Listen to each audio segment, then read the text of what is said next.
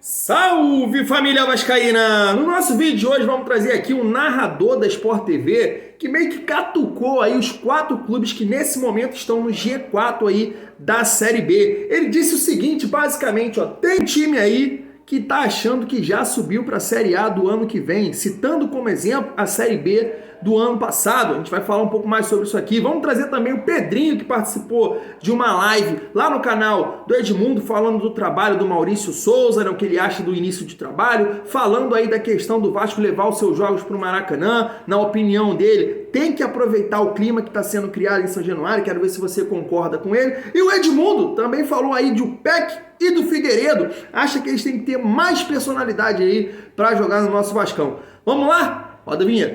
E não há tempo que falte amor. Acompanhe o Vasco aonde ele for. Nasci pra te seguir.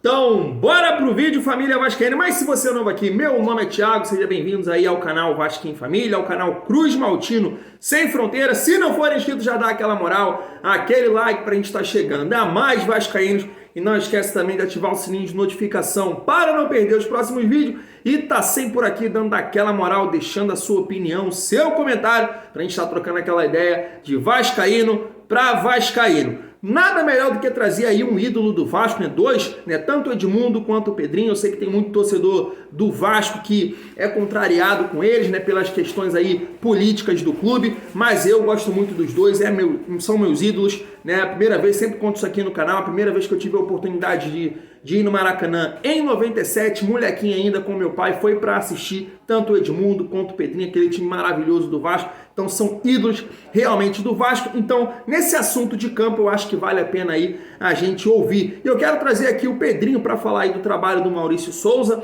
do início, né? Faz alguns questionamentos ali e também deixa a opinião dele em relação ao Maracanã, a São Januário. Eu digo aqui de antemão que concordo com o Pedrinho, acho que o Vasco não deveria sair de São Januário. Sei que o Maracanã acaba abrangendo aí mais vascaínos, mas eu acho que a gente tem que aproveitar o clima de São Januário. Mas eu sou um mero torcedor. Vamos ouvir aqui o Pedrinho, que além de um grande comentarista, foi um ídolo do nosso Vascão. Se liga só. O trabalho é muito recente, né?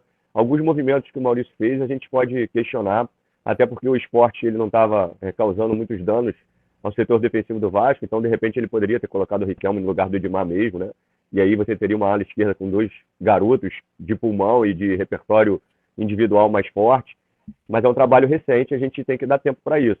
E um outro questionamento que eu faço é assim, em 97, 98, o Vasco tinha um time, se você colocasse em qualquer lugar, por qualquer outro critério, ele ia responder.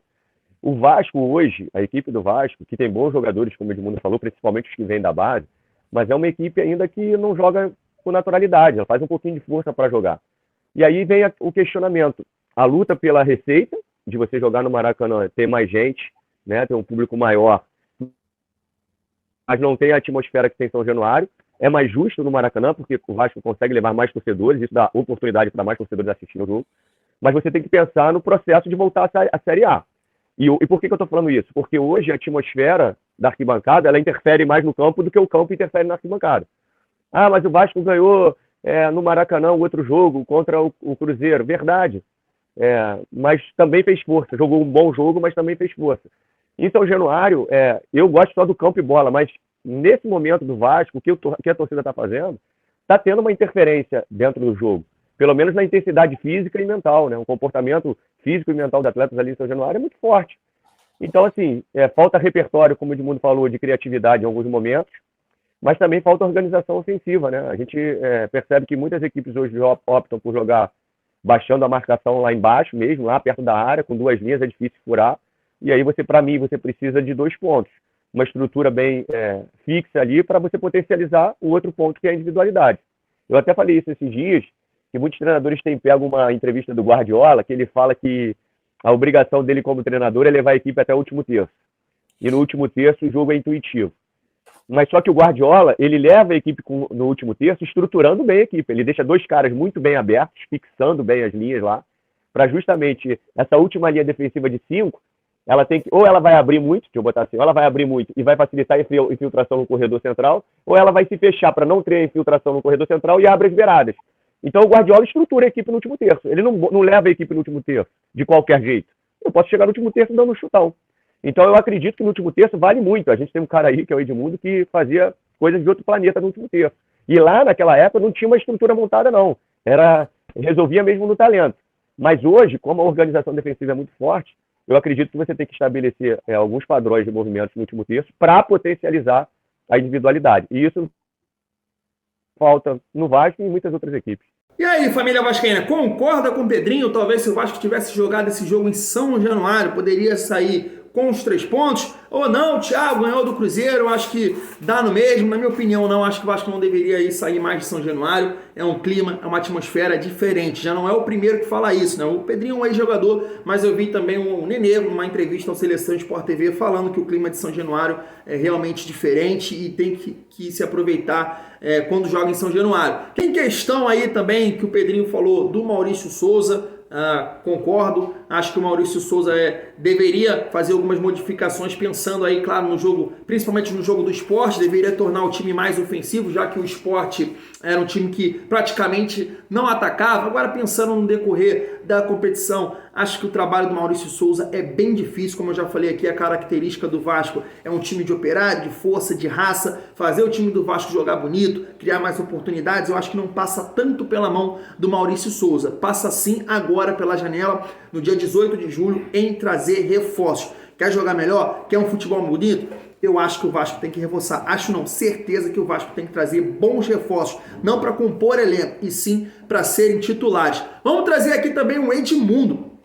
Foi um excelente atacante, para falar aí do Gabriel Peck e do Figueiredo, que realmente não renderam muito aí no jogo contra o Sport. Né? Falando ali mais ou menos que o Peck e o Figueiredo têm que ter mais personalidade, acha que eles estão marcando muito aí, seguindo as orientações do treinador. Por mais que são jovens, tem que mudar de lado, né? Serem mais ousados aí na visão do Edmundo. Vamos acompanhar aqui, ó. Se liga só.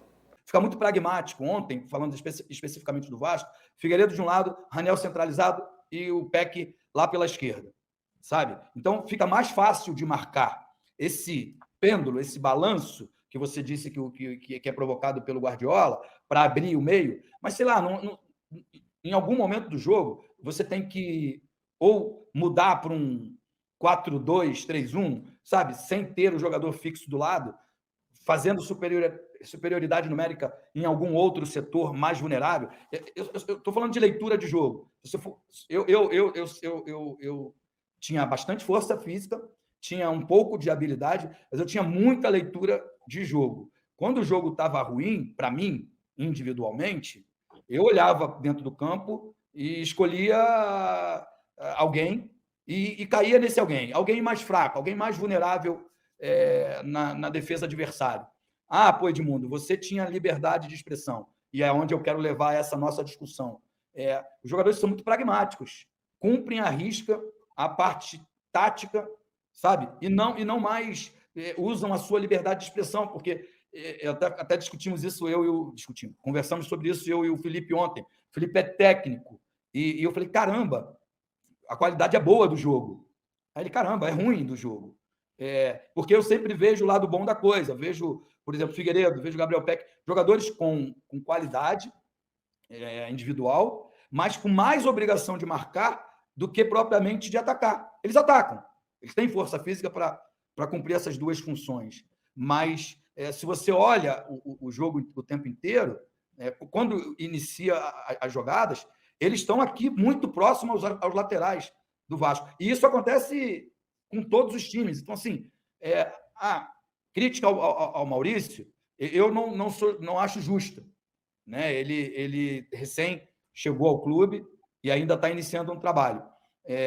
Mas se eu tivesse que fazer alguma crítica, eu faria aos atletas, que, por ser eu sou atacante, a minha prioridade é atacar, sabe? Principalmente quando meu time joga em casa, para um número expressivo de torcedores, como tinha ontem no Maracanã. E pra gente estar finalizando o vídeo, família vascaína, quero trazer aqui o narrador da Sport TV, que acabou catucando aí os 4 times que estão nesse momento aí no G4 da Série B. Cruzeiro, Vasco, Bahia, Grêmio. E ele disse o seguinte, tá na tela para vocês, ó. Só para lembrar certos clubes como estava o G4 da Série B de 2021 até a 16ª rodada. Tem gente achando que já subiu. E aí eu mostro para vocês aí, né, a 16ª rodada do ano passado, que tem aí o Náutico, Curitiba, CRB e Goiás. A gente vê aí que 2 times realmente confirmaram o seu acesso, que foi Curitiba e Goiás, mas Náutico e CRB ficaram de fora, dando aí a vaga para Botafogo